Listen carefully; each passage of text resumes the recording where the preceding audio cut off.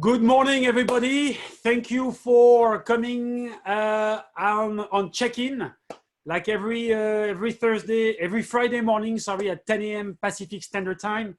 I am very happy, as usual, but maybe even more than usual, because today, as my interviewee, I have a good friend, very good friend of mine, located in San Francisco, who has been the general manager of a very unique property with a lot of history, amazing design, amazing service, top rated hotel and restaurant in San Francisco, located by Union Square. It is not very well known by a lot of people, surprising me. But it is always full, except recently, and we'll talk about that. So right behind me, you're going to see the name of the hotel. The hotel is called Cornell, just like Cornell University, Cornell Hotel de France. And I am very happy to have Franck Legrand, with us today, with me today, and to go through check-in. So Franck, thank you for being with us. Hi. How are you? I'm good. Thank you for having me. Thank you. You're welcome. How is your French doing? Not bad, not bad. Maybe we should have some subtitle today. Yeah, that's true. That's true. Yeah, I hear that quite a lot on my end, saying, what? Could you repeat, please? So we have to make sure to slow down and to not speak too fast. But but well, after 20 years, after many years, we're getting there. Frank, do you mind if I start this interview by letting people know who you are, what path you took, and after that we could go into questions. Do you mind if I do that for 2 minutes? Go ahead. Okay. So Franck Legrand, you are from France. You studied in France, and you studied actually in Le Havre, in Normandy first, and then you went to Paris, where you were in when you studied in law and media as well. And then you went into the TV industry for 18 years. And that brought you in different countries, different continents, all around the world. You had many different positions in the TV industry. You were in sales, in business development. You were a program director. You were a managing director. So you did a lot in the TV industry until what year? We just said, what year did you stop being in the TV? 2013, correct? Correct, yes. And in 2013, we'll go through that, but you said, hey, it's time to do something else. So you went back to school, and you went to Holt School, and then you took some classes at Cornell University. And now you're working at Cornell, but life is well done. So you went back to school, and well, you went into the hospitality world, and I will ask you a few questions on how that happened. You do speak 3 languages, is that correct? Spanish, French, English, and Japanese, 4 languages. No, I used to speak very good Japanese, but forgot everything since been there many times. I did my internship there in the TV station. Yes, it was a long time ago. We were a baby. And but I forgot my Japanese, and I study some Spanish, but I don't use my Spanish very often.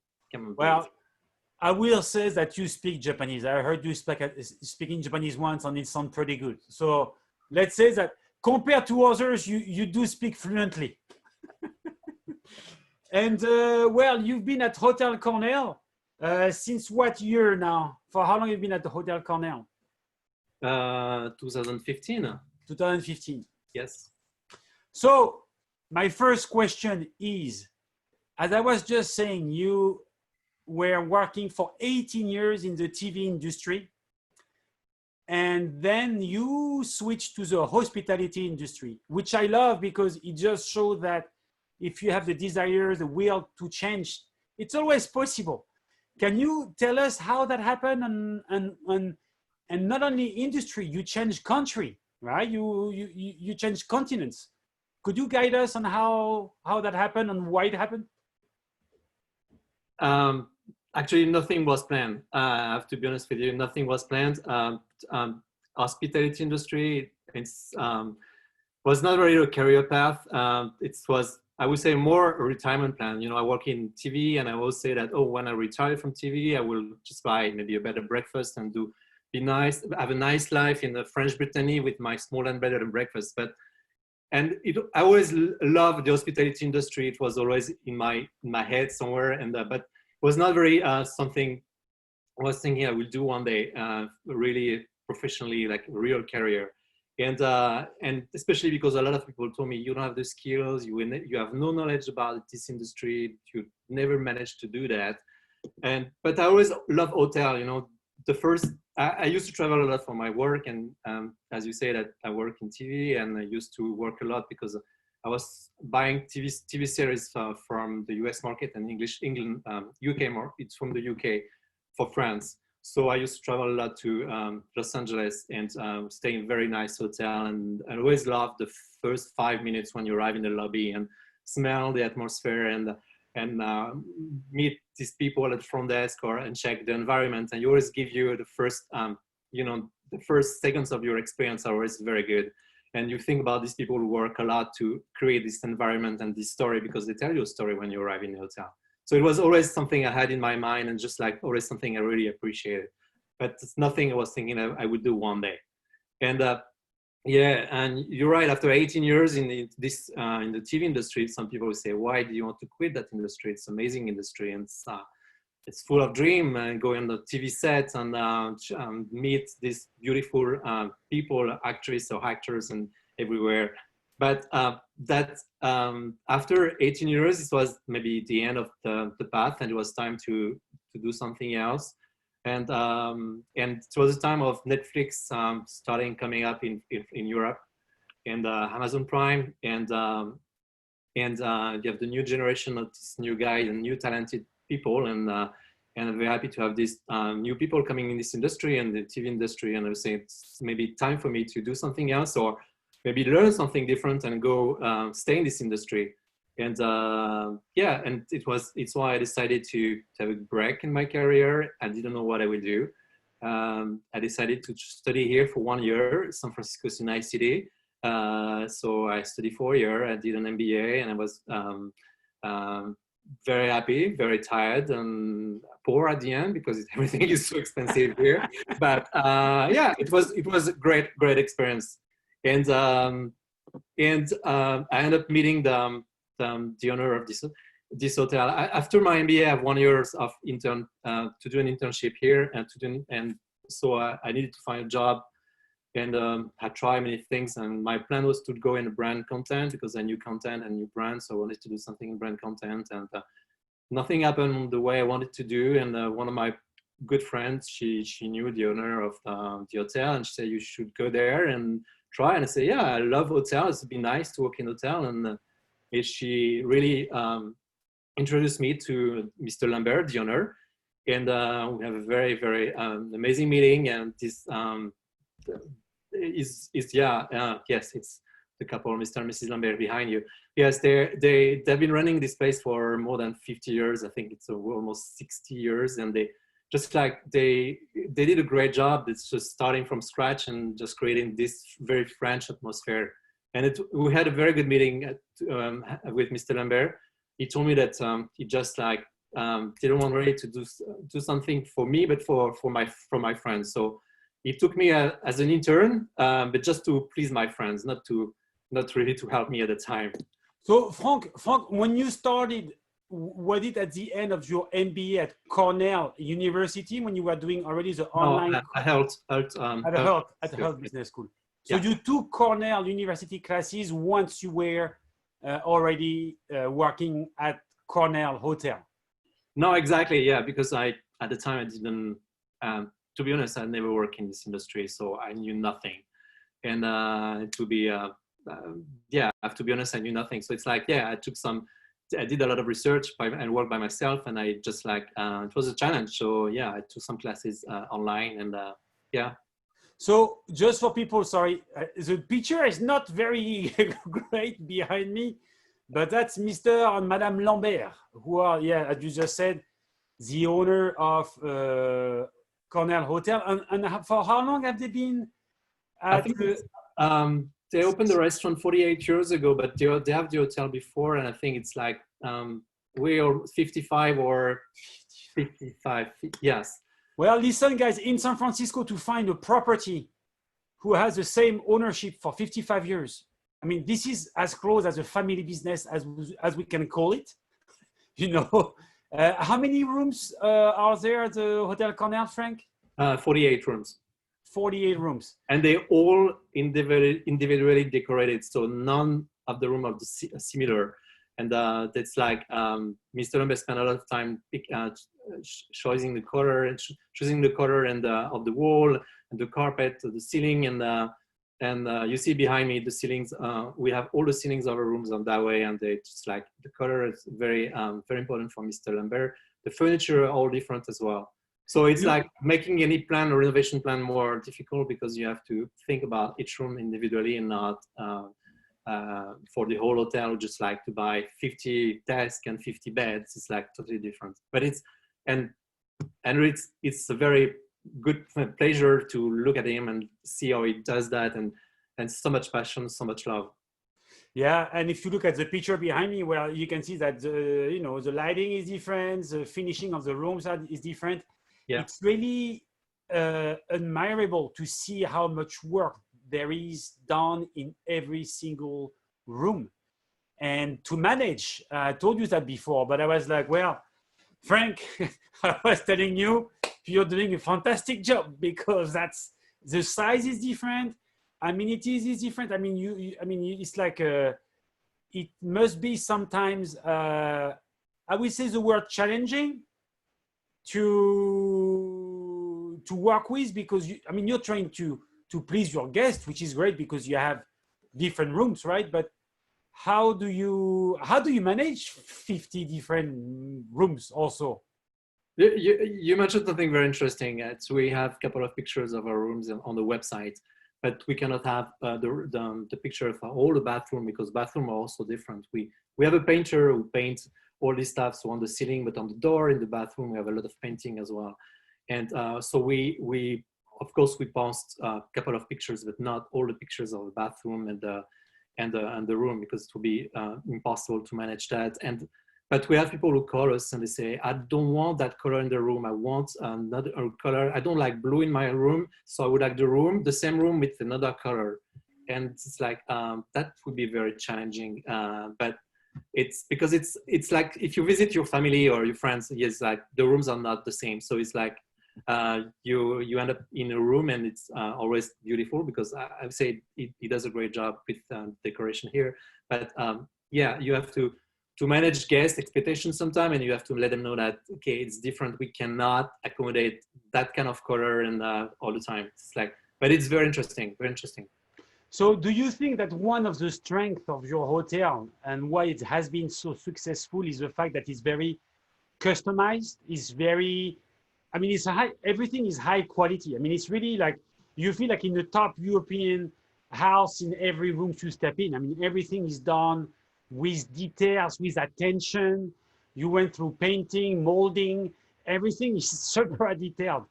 Do you think that's what put this hotel, because Union Square is a busy neighborhood for hotels, and you better have something different to make it work out.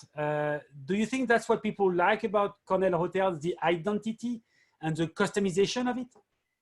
Yeah, that's totally right, and that's totally true. That's you know what? The first time I arrived here, I say that's very. I travel a lot, and it's like, but that's very, very different atmosphere, very unique.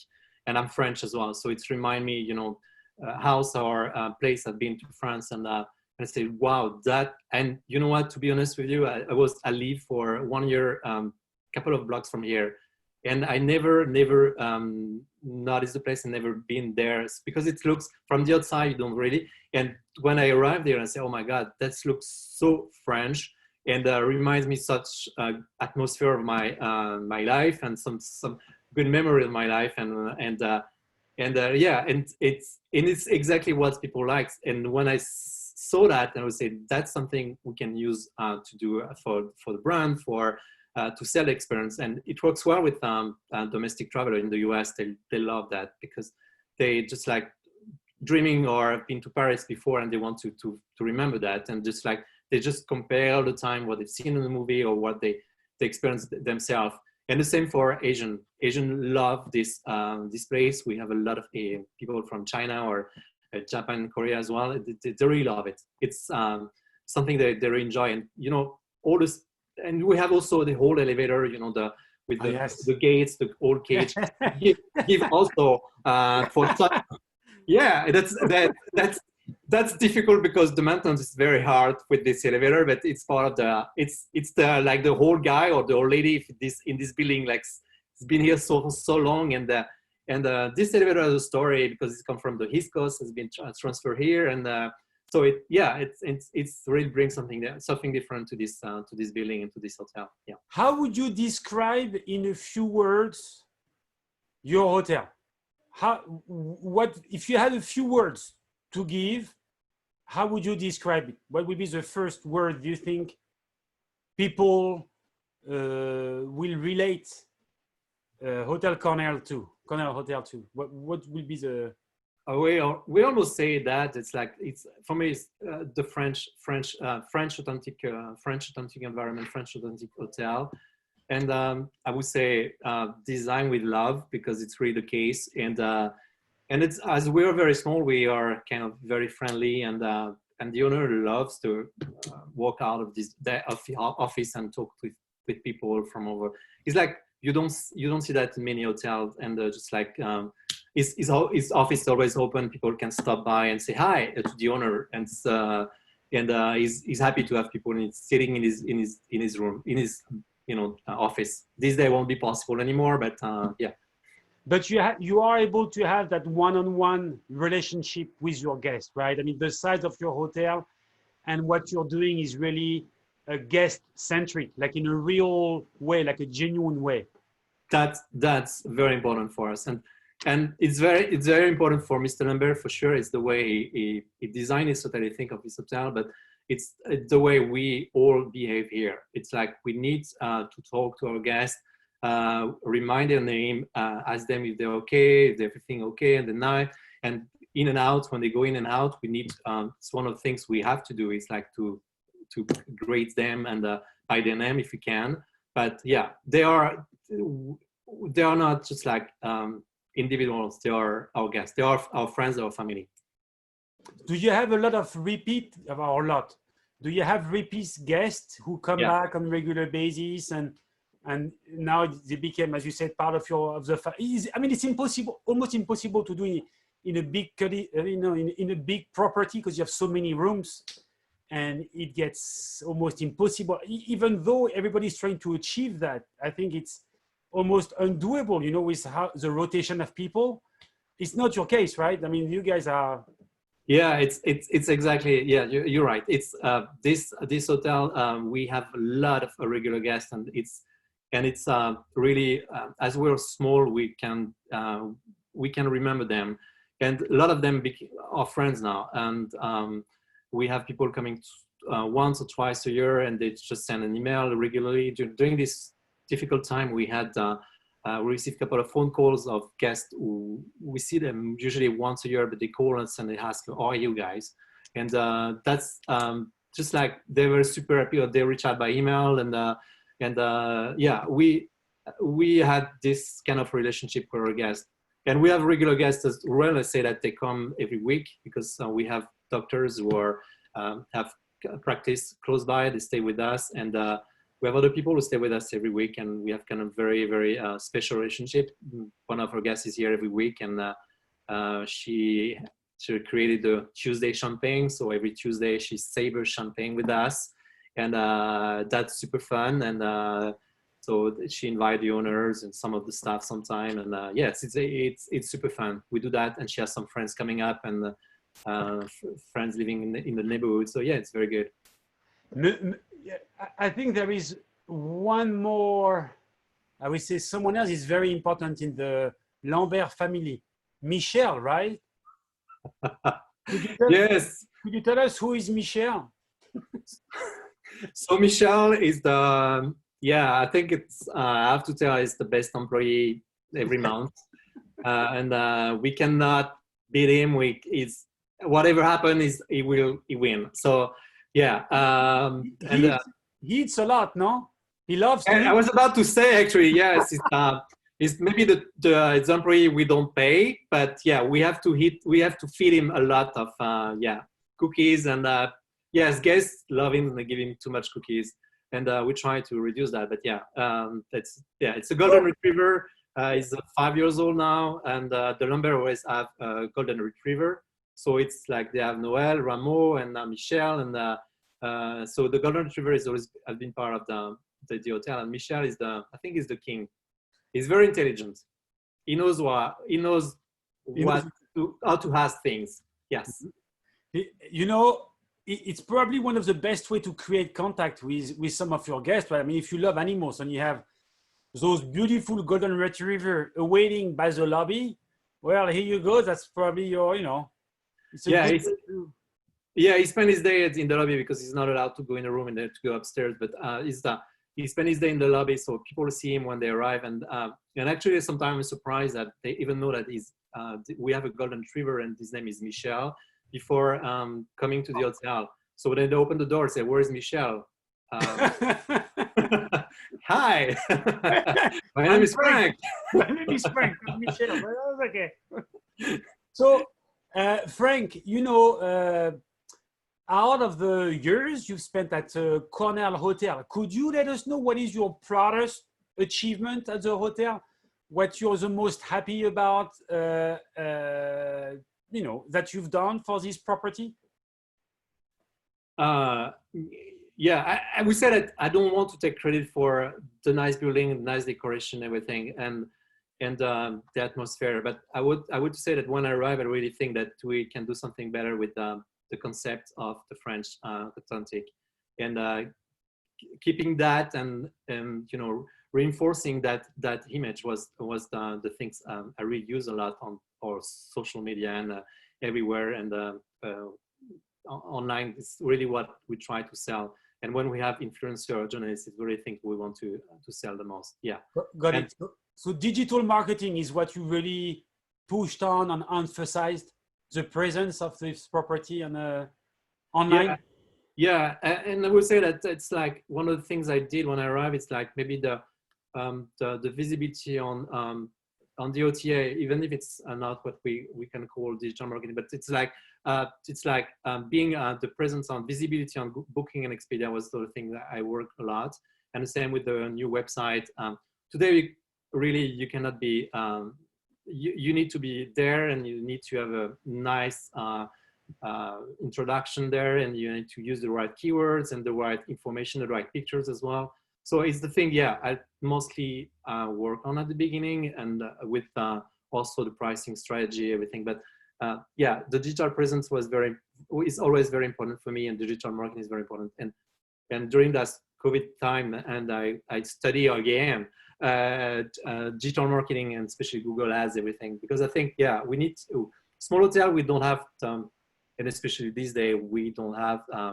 I would say the budget for to hire a digital marketing company, so it's better to do some of the stuff by ourselves.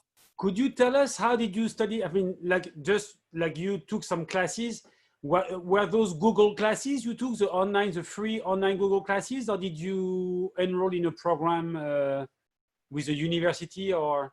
So as I study in business school in San Francisco, they offer us every year we can have one class for free for $100. So for free, it's what they call the lifetime.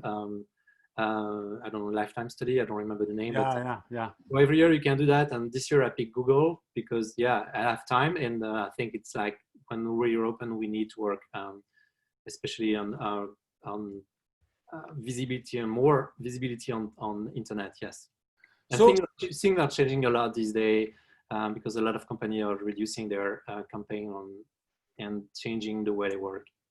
yeah, we're going to talk about that. Could you, Frank, you were talking about Expedia. Could you Yes. let me know how your hotel was ranking on Expedia and how your restaurant, Jeanne D'Arc, Joan of Arc, was rating on Expedia as well? Could So that you mean TripAdvisor? Sorry, TripAdvisor. Yeah. Yeah, we did a great job with that, and the owner was very motivated, and he works a lot with TripAdvisor as well. He's the one who answer all the review on TripAdvisor, which is sometimes very tough work because you have to answer to everybody, even the negative part have to be answered. And yeah, we did a great job working on the way we set our profile and the way we work with them. So it's really helped us. Today I checked Restaurant Jeanne D'Arc, even if we're closed, we are still 12, I think so, among all the restaurants of Francisco. And we did better. I think we reached at one point, we were number 8. So these days it's kind of very different. Yeah. It's difficult to see, but yeah, we did a great job, and it really helped the business because today it's a lot of people when they want to book. I don't know about luxury, but for sure 3-star hotel, just like they reach the hotel on TripAdvisor and they check what the latest review and the good and the bad. Yes. Sorry, I'm just putting a picture of your restaurant, Jeanne D'Arc, Joan of Arc. I mean, the details, the design of this restaurant, I mean, is unique. Everything is unique. Mm-hmm. There is no restaurant like this in the entire US, and probably not 2 restaurants like this in the entire world.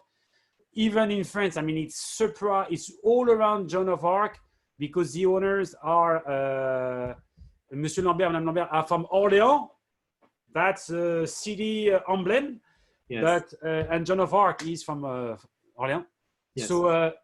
So that's just. I just wanted to give a quick overview of your restaurant because I think it's definitely a place where you go once and you will never ever forget.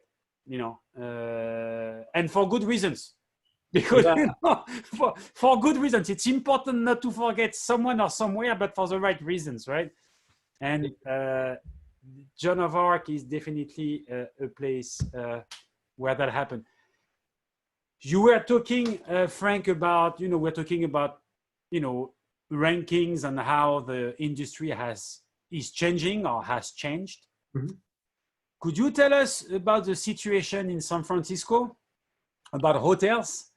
And if your hotel has been open or not, and how you're going through it, how impacted you have been, you are, and how you see the future. I mean, no one can tell the future, but could you tell us a bit what changes you went through? And so that's a lot of questions. Yeah, no.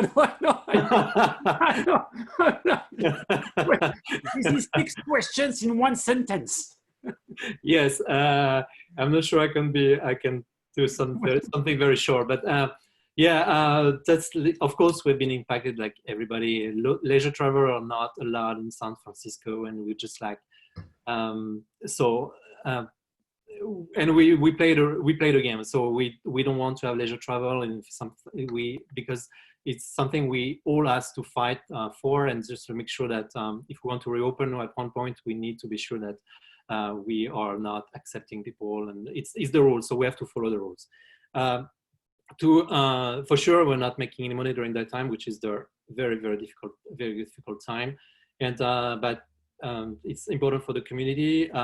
Personally, I don't have to complain because I'm still here, but I do everything myself. It's a great learning experience. And I would say that been very lucky to work at the Cornell Hotel because the owner during that time just like did amazing renovation as well. We changed the heater system, which is of course some cost, but he decided to do that during that time, which is the best time because the hotel was closed. So we did that during that time, and so happy to have the owner who really support us. We had a couple of guests which were essential traveler, because only essential traveler can travel, and I can stay in San Francisco. So we have, but was not, with not enough money. And but yeah, for the future, but during that time, I really worked on how we can implement new process for cleaning, and new materials for staff, even for guests if they need it. Also, new training for our staff. So I try to get ready for the future. I don't know when, but I try to be ready as much as I can. And you're right, nobody knows. I keep reading a lot of statistics and a lot of articles and people saying that that to think reopen soon, but really nobody knows. We're good in June, and actually after that everything is to stop again. So I don't want to do anything. To think about the date, just like keep in mind, and I've had that in my computer all the time. It's like I have 4 sentences I keep in mind all the time. It's like, be ready for the unexpected. Disruption is my new friend, is not my enemy. And you have to fear doesn't have avoid danger, because everybody is feared these days. And we have to be nice to each other, because at the end we go through that all together. It's the only thing I keep trying to keep in mind, to stay positive about the future, and also doing some scenario planning. If hotels have time and if staff have time, is think about what kind of scenario we can have in the future. And because unexpected can arrive, so try to have scenario planning and try to be ready for each scenario. You may have as many scenarios you can have, it can help you. And review, I think it's a good lesson for me. It's like review our management risk plan, because we didn't expect that. It's happened, so things can happen, and we need to be ready all the time. So, I heard that most of the larger size hotels in San Francisco, when I talk to them, they seem to be looking to open either in September, October, or January, because well, in the city of San Francisco, for the larger size hotel, hotels are not able to open at earliest mid-August, but realistically, no hotel is going to open in mid-August, which is now. And everybody is looking at end of September or January, knowing that most hotels in San Francisco have closed early March. So it's close to a year. So it's really something that no one, I think, expected. And on top of it, I don't know if you have been affected by this, but it seemed that the city was struggling with homelessness, the situation with homeless in the city prior to COVID. And that was one of the challenges. And we saw as well some conferences, large conferences, right, who decided to go to other cities than San Francisco. So I think that even without the COVID, the city had already some, some hurdles to work on. Were you affected prior COVID with those two challenges that were, part of San Francisco, which is the cleanliness of the city and seeing corporate groups moving their events to other cities? Did that had an impact on your business prior COVID? So regarding the business part, yeah, the group for sure, when Oracle left and other big company mentioned that they may leave as well. Of course, yes, it's a threat on us, and it's really affected us. Yes, when you have Oracle coming here, it's a lot of work, it's a lot of job, and even for the restaurants and the hotels, and yeah, that's the big challenges for San Francisco. And regarding the homeless, and I've been here for 5-6 years now, and I don't know all the politics about this, and just like to, yes, I don't see that things are getting better. It's why we are the owner, and I joined the Union Square bid and part of the marketing committee, because I really like what they do. It's very important for us. They clean the streets, they make sure that the streets are safer. But that's the big issue in San Francisco. And I don't want to go in politics. It's no. It's no. I have my own opinions, but I think it's I'm not been here for long to give something very interesting. And I really I think there's a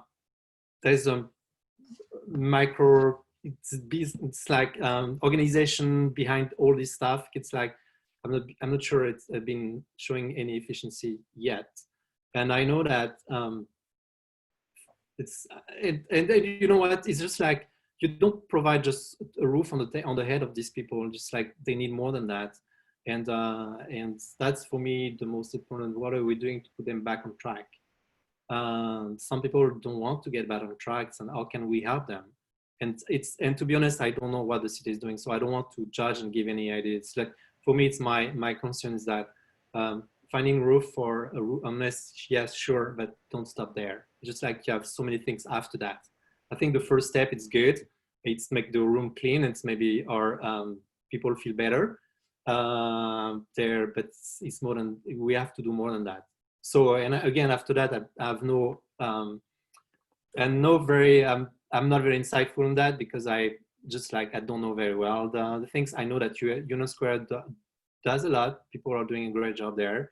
But that's it. I don't have to say anything else. Yeah. So being part of local association, I mean, you're members of different association. Yeah. That's important, right? As an hotelier, you think it can make things better to be part of those. I think you were part of the CABI, CABBI association. You're part of SCAL, right? SK School. Sorry, that's the French. That's the French. Coming back. SCAL. No, school. That's right. School. So what value do you see being part of those associations? What does it bring to you, your property, the city? And are you active with those? What do you do with those associations? So yeah, I try to be active. First, the owner wanted to join a Union Square bid because it's for the safety and the clean. But I wanted to be involved in the marketing committee because I worked in the past about communication, marketing, everything, branding. So I wanted to be part of that. Frank, sorry, I'm going to interrupt you, but just for people to understand, you're part of the Union Square association because your hotel is by Union Square. Yes. Right downtown. So they have an association just for that specific area of Union Square, which entitles lots of businesses. Sorry. Yeah, exactly. No, they just like, this is not about holiday, the holiday walk, and it's not about that. It's also the cleanliness of the street. They install camera everywhere in Union Square. They have during the night, they have people who just like with cars check the security of the street, but also organize events and make sure that for example, Powell Street, the design of the street, or if we change the floor in the street, so what can we do?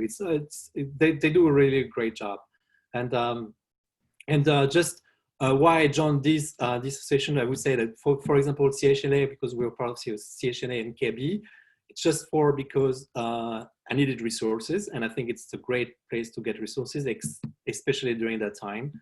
And Kabi I wanted to be part of the what I call a leadership committee, because when I started at the hotel, and I told you that before, I have I knew nothing about this industry. And they have been very helpful.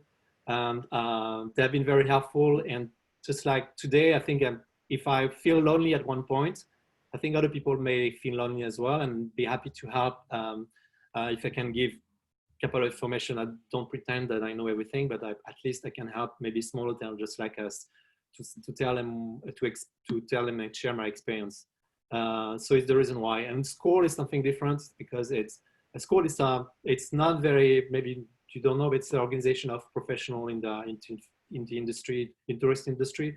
You have a lot of travel agents, sorry, or a tour organizer, and after that and it's more about friendship. And we have meeting every month, and we have dinner every month. So these days it's more Zoom call, but yeah, and everybody can talk and express what they're feeling about the industry. And so it's really more friendship because it's more about dinner and good wine. Do you exchange? Do you meet with hotels around you? Because you know Union Square has a lot of boutique hotels. You know, a lot of hotels are your size hotels. There is not a lot of big major hotels. There are a few of them. Boutique hotels are the majority of hotels by Union Square. Do you meet with them? Do you exchange ideas? Do you guys talk to each other, or how does this work? Because there is a hotel council of San Francisco, but it's a lot of large hotels. Is there something for smaller size properties? Is there something in place? So the smaller size is the cabbie, actually. It's like the bed and breakfast. They have a couple of hotels in San Francisco as well. They just like members or hotels are members of cabbie. But I know a couple of hotels in the street, but it's really my struggle at the beginning. It's like I didn't know anybody. It's like people have been in this industry for 10 years, 15 years, 20 years in the same city. They know everybody. It was not the case, and yeah, I missed that at the beginning. So it's why today I'm more involved and just like to make sure that other people don't have the same issue I may have at the beginning. Yeah. Did you find it hard to be involved in the local industry, or did you find people very welcoming? Because you know, in France, I think we're not super friendly and super ultra warm, ultra welcoming in a way. Did you see something different when you came here? Were people willing to share, willing to teach you? Did you feel welcome coming here? That's a great question. And to be honest, yeah, I agree with you. We have this, the French people, we are just like the core people, and you don't talk to people if you don't know them. Like, if you talk to people you don't know, people will think that you are kind of crazy or very weird guy. You need to be introduced first. It's the best option if you want to have a conversation with someone. And to be honest here, so maybe it's the reason why the first years I didn't really go outside and talk to the hotel, because I keep in mind it's this thing in my head. And to be honest, when I joined Union Square or even the cabbie, when I say guys, I'd be happy to be part of your leadership team or marketing committee, just say, hey, yes, come, we're happy. And they're just like super friendly and super nice. And when I have something to say, they just like, they listen and they just like, yeah, and I know that would be very, very different if these things happen back home. Yeah. And you know that. Yeah, I'm asking the question, but yeah, I agree. Let me ask you a question for students. Yes. I like to have little chapters about, people who are looking to go into this field. And students can be at any age, right? A lot of people with COVID right now are taking new classes. It's a good time to reflect on what you do. And a lot of people will change career, change industry. What qualities do you think it takes to be part of the hospitality industry in order to be happy? What qualities a person should have to be successful in the hotel business?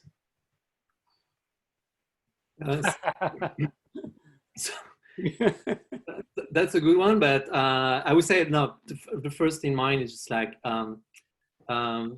love people, and just like I think if you love people, if you have empathy for people, and if you're able to manage sometimes the impossible, if you're good problem solver, I think yeah, you can do it.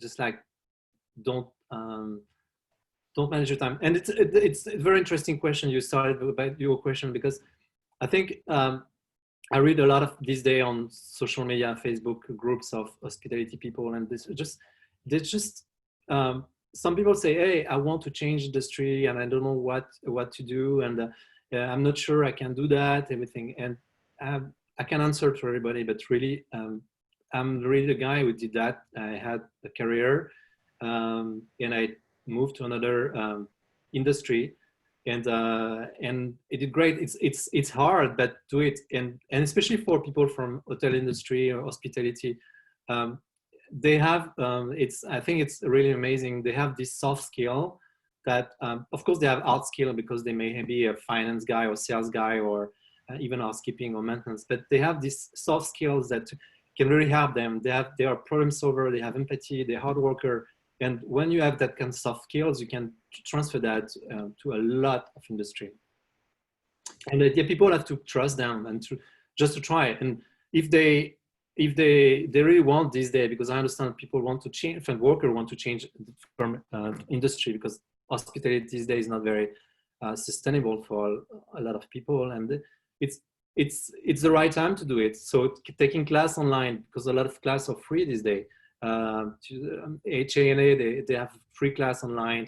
After that, you can find many classes that are free, and just like try it. It's a great time and a good time to do that.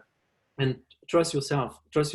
Even if it doesn't work, you still come back in hospitality. But I'm very amazed by the quality of the worker in hospitality. Very great soft skills. And people in industry, in all industry, we need soft skills. Nobody has great soft skills. Everybody, and we need that. You just spoke French. Really? What did I say? You just said enfin. Oh yeah, sorry. Finally. That's okay.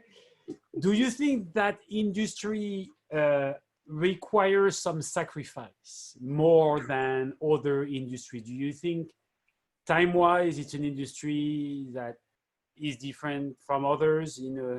Is it more demanding? Or yeah.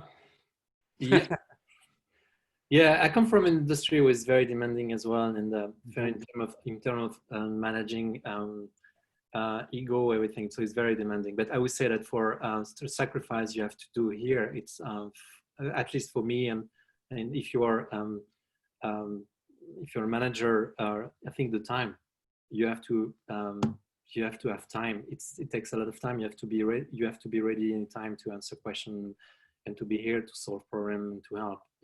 It's part of a job. We do that job to help people. We just like it's part of it's our job. So being available and I think it takes time. It takes time. Got it. So thank you for all those answers, Frank. Yeah. We are going to switch to something very light. I'm going to ask you your favorites. I like to finish those interviews by asking, what people do, their best places to go to. So let me start with this. Yes.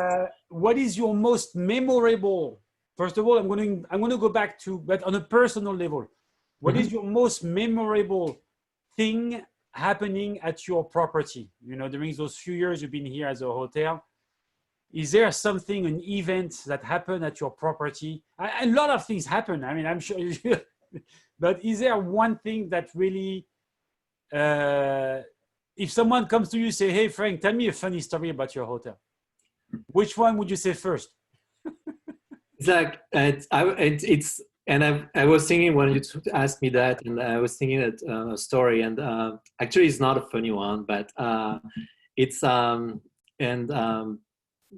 but we have a lot of very nice stories for guests, and the fact I told you that we are good friends with a lot of our guests. And the story I wanted to mention is that when we closed the restaurant, and that's not a funny story, but it's a very something I remember all my life, because it's been something it's something painful. I would say it's painful today, and it will stay painful a couple of months. And because Mr. Lambert opened this restaurant 48 years ago. He was the chef at the beginning. Madame was the waiters. and they did that for so many years, and they growing of the French cuisine, and so many good memories there. The Bastille Day, the New Year's Eve, everything, and they did such a great job with the decor. You mentioned the decor before, and beginning of March, we decided to take a break, and we closed the restaurant. That we didn't make any announcement, everything, and 3 days later, the pandemic and shelter in place started in San Francisco, and it was the end of our restaurant, and end of for a lot of restaurants as well. But that's something painful, because you have been we worked so hard, and the lumber worked so hard for this restaurant. So it's we have so many memories at this restaurant, and for me it was only 5 years, but for them it's 48 years of stories and anecdote, and sometimes funny, sometimes very sad. But we have important people coming to this restaurant, and good people at celebration there. And when we closed, told me, I didn't realize it was so popular. And I told him, it's like, I knew it was popular. I didn't know it was so popular, but I knew it was popular, because when I came here, I realized that people love this place. And it's painful to say that it's the end of it's end of the journey. We hope that in the future the things will get better, and we will be open to reopen something different, or a different Jeanne D'Arc. I don't know yet, but you asked me something memorable. It's it's like you lost someone, and it's like you lost part of your because Jeanne D'Arc was here for 48 years, and people stop and out of a place, and that's crazy. That's interesting stories. I tell you, I don't know how many restaurants in the city of San Francisco have been in business for 48 years. With the same owners? I don't know. Yeah, it's right. I always say I'm pretty sure that we were the only the oldest French restaurant in San Francisco. Oh yeah. Yeah.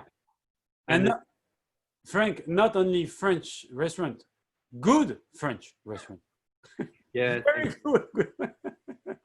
Yeah, and for French, it was very, very traditional French food, and it was amazing, and the same the atmosphere there was just great. It's just like we don't do that today with 6 feet from each other. We cannot do that anymore, and that's really sad. But yeah, we had so much pictures and video of these big parties, because Mr. Lambert loved this kind of parties with singers and musicians, and which I regret, and we regret. We wanted to do more, but it's too late now.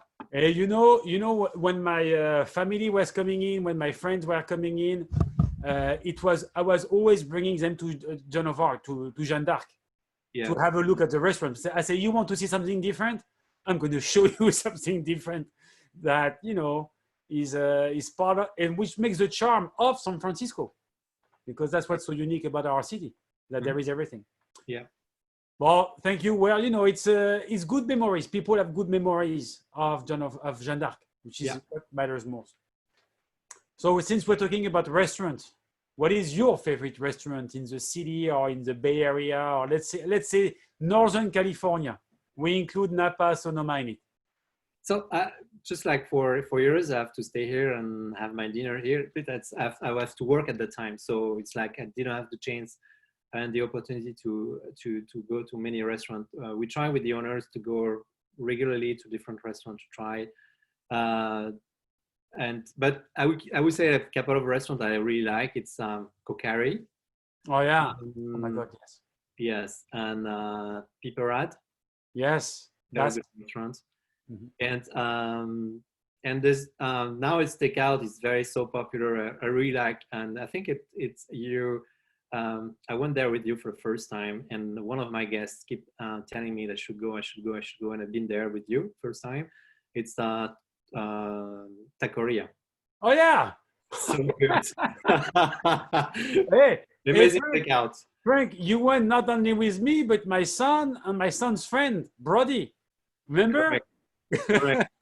They were watching a game or something like that. Yeah, there was a soccer game going on. Oh yeah, and it's not far from your hotel. It's fantastic. It's very good. It's kind of a Mexican slash Korean, right? Korean, Mexican. Uh, yeah.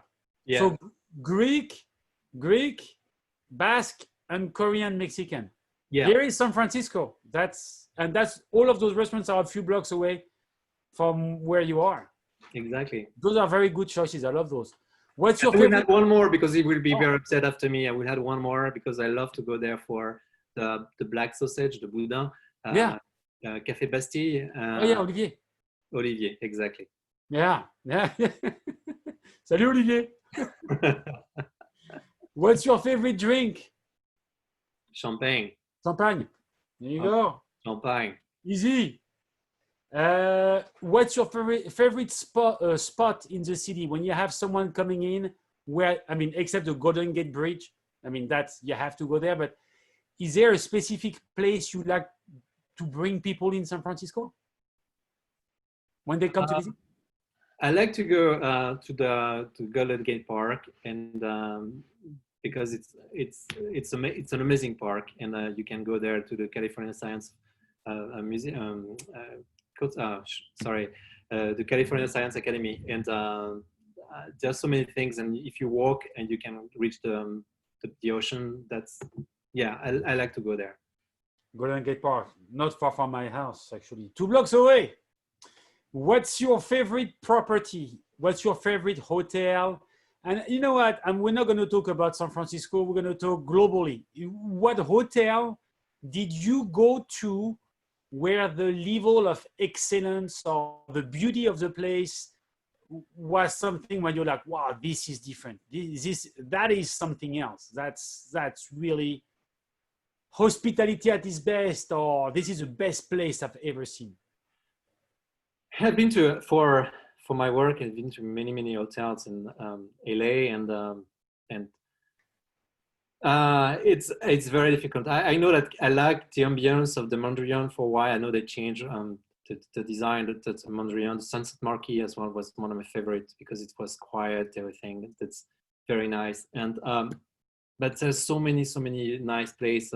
The Ritz-Carlton in Beijing was also nice day. And another one I like is W in Barcelona. I don't know if you know this place. Is like it's on the beach, and the building looks like a boat. And but the windows just amazing because they go from the ceiling to the floor, and you see you see the water all the time. It's just amazing place for the view.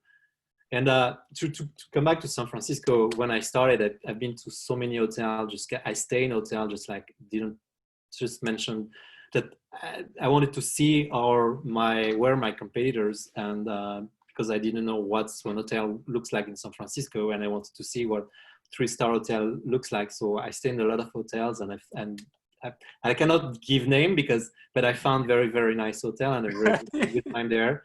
There's one hotel that's on my list in San Francisco. It's called the Driscoll Hotel. Oh yeah, John Spear. Exactly, he's a member of the CABI, and he's also in the leadership team. And also because I'd never been there, and the owner of the Cornell Hotel, when he arrived in San Francisco, he started there as I think he did some room and board. I don't know what he did. And he had some nice anecdote about his stay there, his work there. And I think he at one point he tried to have a room under the stairs because he didn't have any money at the time, doesn't have any money at the time. So I think he slept under the stairs in this building. So I know they changed a lot. It's time of a lot of renovation, but I would love to go one day, and when we open, want to go there. It's on my list, and I will for sure do that. Yeah. You know, the Driscoll Hotel actually kind of reminds me of your hotel because it has a lot of character. It's a small boutique hotel. They went through renovation. It's very luxury, and I believe I think John does an amazing job with the CABI, right? I mean, you're a member of the CABI. He's very involved with CABI, and he's really promoting CABI to a lot of I love Driscoll Hotel. Is a fantastic hotel in a very quiet neighborhood, and I think they are number 1 on Expedia for the last couple of years. Yes, you're right. They are on TripAdvisor. They are the first one. Therefore, for many years, they are. I look at their property all the time and just the review they have, and just amazing. Yeah, and they have a beautiful website, and I love the way they talk to the guests, and really I look a lot of what they do, and it's kind of people are very inspirational, and I want to go there, just like I mentioned, to visit the place, just because to remember that what Mr. Lambert told me, like a story, just like that's it looks like under the stairs. That's crazy. Well, if you call John, you know John, you know yeah, him. He does a great job with the cabby, and he's very involved in the degree. So if you are not living in San Francisco, in the fantastic Bay Area, we are lucky to be here. But where would you be? Where would be your dream place to live in this fantastic world if you were not living in San Francisco currently? Maybe two places. Maybe the first one will be Hawaii. Just because I think for French there's something very exotic, and to be Hawaii looks like, when you're French, you hear about Hawaii all the time. It's like Tahiti. You think that Bora Bora is the thing that it's the paradise. And yeah, so I really love Hawaii. I'm so sad this year I was not able to go there, but I miss Hawaii. It's a very nice place. And maybe I love Park City as well, because it's a very nice place to ski. Yeah, really? Wow, Frank. Yeah, no, it's beautiful. But you went there, right? You went to Park City. Yeah, I lived there for a couple of months. Oh, I see. Oh, I didn't know that. Okay. Wow, yeah. Yeah. When I finished my MBA, I lived for 2 months with my friends there. They have a big house in Park City, and I'm very lucky because the nature there, and the ski was great. Very good. Wow, yeah. You go. You see, sometimes you have surprising answer. I would never have thought of that, but Park City is beautiful, and for skiing, it's awesome. I mean, it's fantastic. Frank, we are coming to the end of this interview. I want to thank you for the time you gave us today, because you gave us a lot of good information. I think it's very valuable to see that you have a very unusual background. You are doing very, very well at your property. People know you, people know your property, and you put it on the map even more on social media.